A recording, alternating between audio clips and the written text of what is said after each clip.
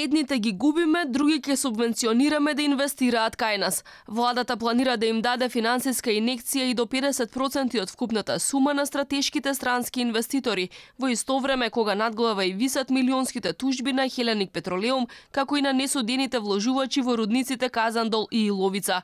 Министерот за економија Крешник Бектеши тврди дека владата веќе имала ангажирано адвокати и преговорите со некои од компаниите биле во тек. Уверен е дека владата ќе излезе како победник во овие спорови.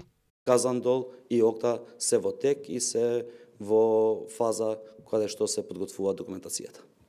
Само еден од арбитражните постапки надминува на 300 милиони евра, но побарувањата се огромни од страна на инвеститорите. Јас сум наведел и во други прилики дека ние сме подготвени и сме убедени дека повеќето од тие постапки веќе сме ги победили.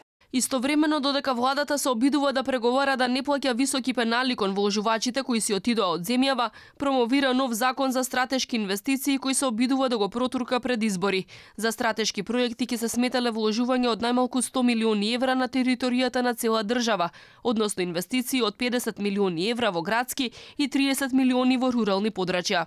Министерот негира дека законот се носи бидејќи владата е незадоволна од нивото на странски инвестиции. Само 131 милион евра до септември лани влегува во земјава како странски инвестиции. Ова е неколкукратно помалку од рекордната 2018 година, што заврши со над 600 милиони евра вложување од странски компании.